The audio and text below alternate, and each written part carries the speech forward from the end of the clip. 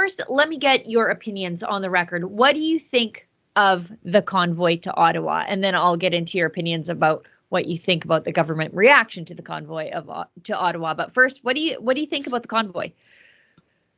You know, I have been thinking long and hard, like about how when we did our advocacy for pipelines, we always were kind of clean about it. We'd go make some noise, get some media headlines, but we never did what the other side did. And that was essentially go there, stay, and create a stir of this level. And the thing that I really like about the convoy is the fact that I'm not going to lie, I'm kind of enjoying watching Ottawa a little shaken up. I like the fact that that they have, I don't know, they're talking about long-term trauma. Horns really stress them out because Ottawa is a recession-proof city that exists off the backs of the rest of this country. And for the first time ever in my lifetime, they actually were like scared, and people from that, they don't necessarily have that, I don't know, that guacamole toast latte drinking lifestyle. They're going to have a cookout with a barbecue and throw some meat on the grill and set up bouncy castles. I really like that part of the convoy. The part that I'll be straight up. I'm fully vaxxed, okay? Yeah. But I don't like the way that a lot of people have treated the people who've chosen not to get vaccinated. And when Justin Trudeau, our prime minister, our supposed leader, who's supposed to represent all of us and have that calmer approach, and I'm not even going to bring up past prime ministers. I'm going to say that he was elected in this sort of modern, I'm here for everybody kind of facade. But when he basically insults the unvaccinated and then kind of actually talks about hate towards them and says that they're misogynistic, that they're racist, that how do you handle these people? It's very sad. And I know a lot of people that are far more successful in life and business than I am, that I respect their opinions, and they're not vaccinated. And these are people that run multi-billion-dollar businesses. And for whatever reason, their personal choice, they chose not to.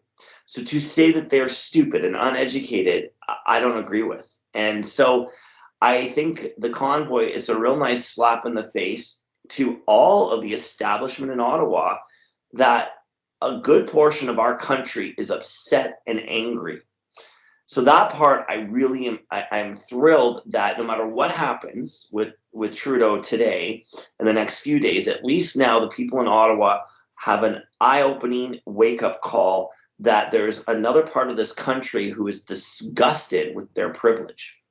That's a great point. I see a lot of what's happening with the convoy and then the Liberals' reaction to it and the media's reaction to it. It's a class war. And you can see that in, we're recording this Tuesday morning, but in Justin Trudeau's announcement of his Emergency Measures Act, that the left and the politicians and the media, but I guess they're all sort of the left, I'm kind of repeating myself, they are horrified that the working class is not under their thumb. They are shocked that these are living, breathing people with opinions of their own and hopes and dreams of their own. And they're sort of taken aback that they've decided that they are going to handle things their own way, that they're going to have their own opinions and react in their own way and not listen to the fancy people on TV. I see a lot of that, like the reaction from the mainstream media and the politicians as fear that the working class has sort of figured out that they hold the balance of power in this country. Well, I think that is exactly right. And honestly, and I've said this for quite a while, I know a lot of people that have been grown up, and I blame us Gen Xers because I honestly think we were shitty parents. We really are. We spoiled this generation. No.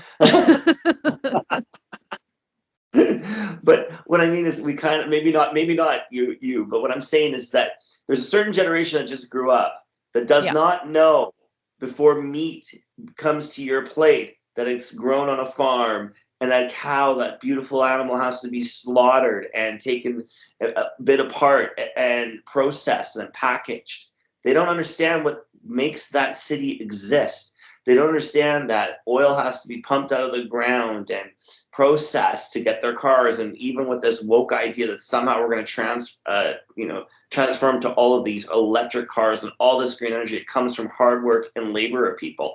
And when a prime minister says they are extremists who do not believe in science, they're often misogynistic, also racist. There's a small group that muscles in, and we have to make a choice in terms of leadership of this country. Do we tolerate these people?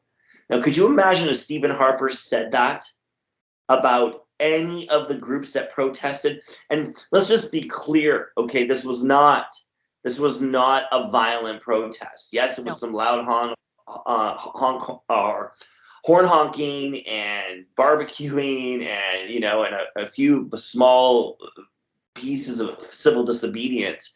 Let's remember when they had the G7 conferences and all of that, when there was riots in the street, a few years ago, when they were smashing windows. And I mean, and to bring up the stat, I mean, this is ridiculous. Even friends of mine, they're like, oh my God, look what they did to the war memorial. Look what they did to Terry Farks. I mean, give your heads a shake. It wasn't that long ago that they were torching churches. 80 some churches were burnt to the ground on the other side of this whole thing.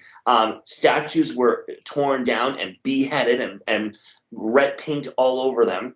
And no one seemed on that side to really speak out against it.